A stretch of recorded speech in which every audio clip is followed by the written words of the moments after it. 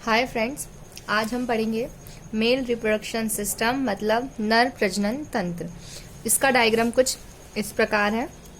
जो मेल प्रजनन तंत्र होता है उसमें एक पेयर ऑफ टेस्टिस होते हैं, मतलब कि एक वृषण में जोड़े में होते हैं। जैसे आपको जो ओवल दिख रहे हैं उसको हम टेस्टिस या वृषण कहते हैं। ये हमारे मनुष्य में दो होते हैं। ये पेल्विक, जो ये पूरा सिस्टम दिख रहा है, ये पेल्विक रीजन में पाया जाता है। पेल्विक रीजन मतलब जो कमर से नीचे जो भाग होता है उसको हम पेल्विक रीजन कहते हैं। फिर जो ये टेस्टिस है ये बहुत सारी ट्यूब के द्वारा यूरेथ्रा के थ्रू बाहर खुलता है। हम ये टेस्टिस को थोड़ा डीप में पढ़ते हैं। ये है टेस्टिस, इसका हमने एलिस लिया हुआ है। टेस्टिस जो होता है, टेस्टिस के बाहर कवरिंग पाई जाती है जिसको हम सैक्रोटम कहते हैं। मतलब जो टेस्टिस होता है एक थैले पाउच में पाया जाता है जिसको हम सैक्रोटम कहते हैं, जो कि टिश्यू का बना होता है। अब हम देखते हैं यहाँ पर जो ये टेस्टिस है, जब उसको काटते हैं तो उसमें कवरिंग पाई जाती है। दो लेयर होती है कवरिंग की। तो बाहर वाली लेयर को हम बोलते हैं ट्यूनिका वेजाइनैलिस और अंदर वाली लेयर को हम कहते हैं ट्यूनिका एल्ब्यूजिनिया। उसके हमको अंदर जो ये ग्रीन ग्रीन दिख रहे हैं ये लोब्यूल्स होते हैं। इनको हम टेस्टिकुलर लोब्यूल बोलते हैं। ये कम से कम 200 से एक वृषण में, एक टेस्टिस में 200 से 250 रहते हैं। और हर एक टेस्टिस में 2 से 3 सेमनीफेरस ट्यूब्यूल होती हैं। ये सेमनीफेरस ट्यूब्यूल जो होती हैं वो सर्पिलाकार होती हैं।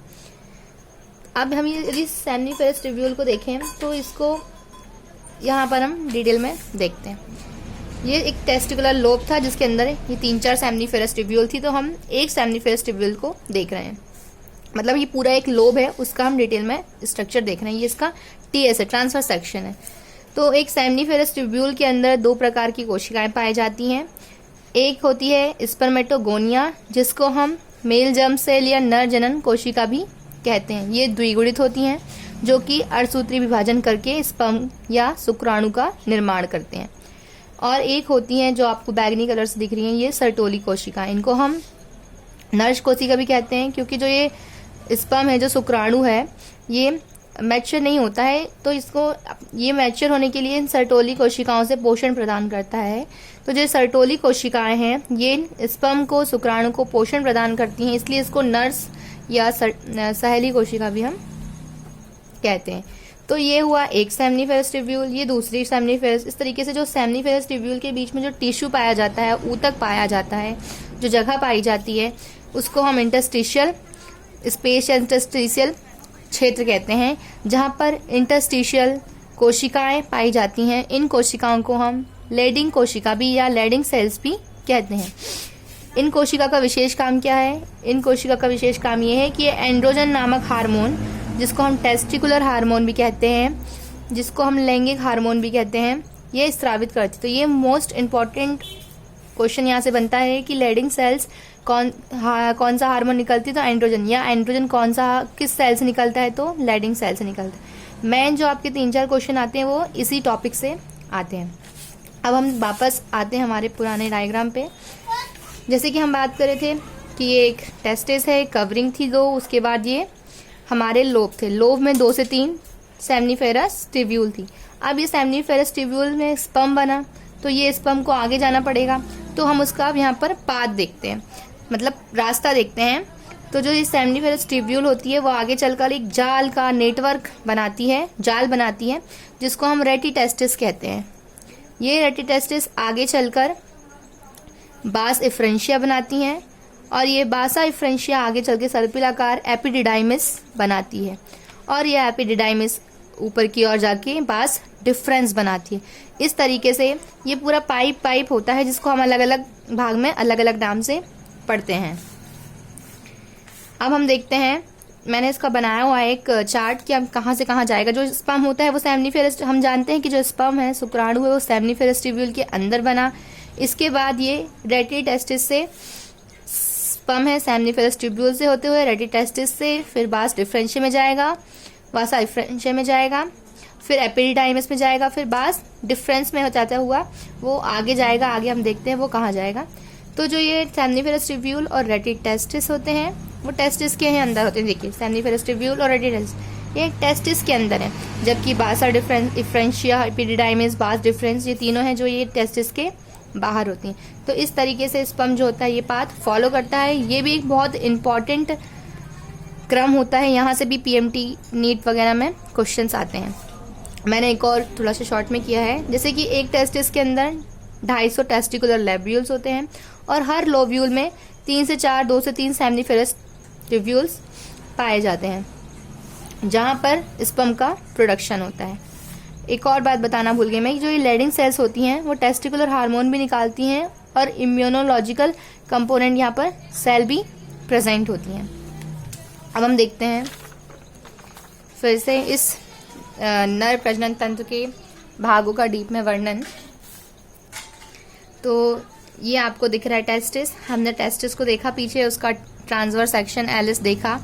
अब मान ये देखिए, ये टेस्टिस है, टेस्टिस से एपिडिडाइमिस, वास डिफरेंशिया, वासा डिफरेंशिया, टेस्टिस एपिडिडाइमिस, ये वास डिफरेंस। हमने यहाँ तक का स्ट्रक्चर पीछे पढ़ लिया है। क्योंकि मनुष्य में 2 होते हैं तो हम एक ही का देख रहे हैं अभी यहाँ पर। ये वास डिफरेंशिया जो है वो यहाँ से होते हुए आएगा। तो आपको ये जो पीले कलर का स्ट्रक्चर दिख रहा है इसको हम सेमाइनल वेसाइकल कहते हैं या शुक्राशय कहते हैं। यहाँ पर जो है सीमेन बनता है, यहाँ पर एक लिक्विड निकलता है जो कि स्पर्म के साथ, शुक्राणु के साथ मिलके सीमेन का निर्माण करता है, जो कि उसके बाद ये जो हमारी देखिए मेन नालिका ये है, नीले कलर की जो आपको दिख रही है ये आगे चल के जो ये वास डिफरेंसा है इजैकुलेटरी डक्ट बनाती है, जो जिसके आजू बाजू प्रोस्टेट ग्रंथि या प्रोस्टेट ग्लैंड पाई जाती है, जो कि एक होती है। हमको ये दिख तो 2 रही है पर ये एक ही होती है, लेकिन जो सेमाइनल वेसाइकल होते हैं ये 2 होते हैं। इसके नीचे आपको 2 रेड कलर के स्ट्रक्चर दिख रहा है जिसको हम वल्वो यूरेथ्रल ग्रंथि, इसका एक और नाम है काउपर ग्रंथि। यहाँ से भी क्वेश्चन आता है कि काउपर ग्रंथि किसको कहते हैं। वल्वो यूरेथ्रल ग्लैंड होती है। इन सभी का जो सेक्रेशन होता है वो सीमेन के निर्माण में मदद करता है। तो जो हमारे स्पर्म है वो टेस्टिस में बने, जो लिक्विड है वो सेमाइनल वेसाइकल, प्रोस्टेट ग्लैंड और वल्वो यूरेथ्रल ग्लैंड से मिलकर इन सभी का मिश्रण जो होता है वो सीमेन बनाता है। अब देखिए यहाँ से लिक्विड आया, यहाँ से स्पर्म आए, इस तरीके से ये जो प्रोस्टेट ग्लैंड के इधर जो अंदर दिख रही है वो इजैकुलेटरी डक्ट है। इसके बाद ये जो स्पर्म है, जो हमारा सीमेन है, वो यूरेथ्रा से होते हुए यूरेथ्रल मीटस या मूत्र मार्ग से होते हुए बाहर चला जाएगा। जो आपको ये नीचे स्ट्रक्चर दिख रहा है इसको हम पेनिस कहते हैं, जो कि बाहरी जनन अंग का भाग है। मेन बात यह है कि नर में जो मूत्र मार्ग होते हैं या उत्सर्जन अंग होता है वही प्रजनन तंत्र के साथ मिलकर काम करता है। अब ये देखिए, ये पेनिस है, ये उत्सर्जन तंत्र का भी भाग है और ये हमारे प्रजनन तंत्र का भी भाग है। अब जो आपको ये पेनिस के सबसे नीचे दिख रहा है इसको हम बोलते हैं ग्लांस पेनिस या शिशन मुंड भी शायद इसको हिंदी में बोलते हैं। और इसके चारों जो स्किन पाई जाती है, त्वचा की जो परत पाई जाती है एकदम सॉफ्ट होती है, उसको हम फोर स्किन कहते हैं। जहाँ पर ये यूरेथ्रा खुलता है नीचे, उस स्थान, उस छिद्र को, उस पोर को हम यूरेथ्रल मीटस कहते हैं। और जहाँ से मूत्र निकलती है उसको हम यूरेथ्रा या मूत्रमार्ग कहते हैं। इस तरीके से जो हमारा पेनिस हुआ वो उत्सर्जन तंत्र का भी भाग हुआ और हमारे नर प्रजनन तंत्र का भी भाग हुआ।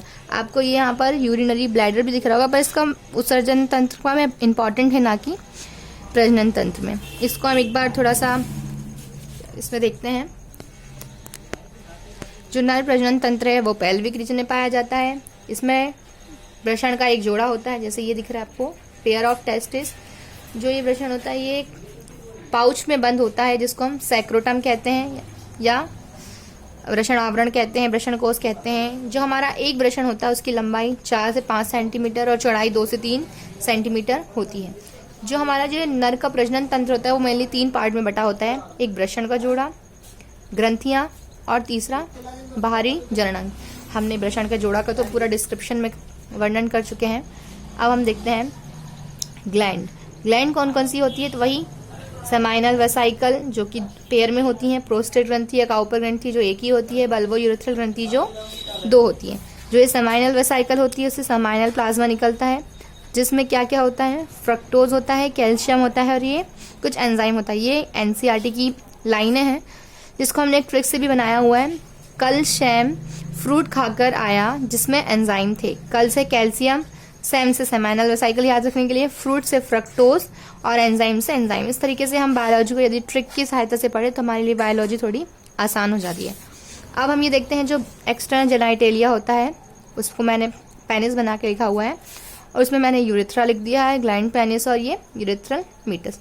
हो मेरी आई होप कि मैंने जो ये बनाया है और जो समझाया है आपको इससे हेल्प मिले। मैं आपको एक बात बताना चाहूँगी कि जो बायोलॉजी है उसको हम जितना ज़्यादा चार्ट से पढ़ेंगे, चार्ट बना के, उतना ज़्यादा हमारे लिए हेल्पफुल होगा।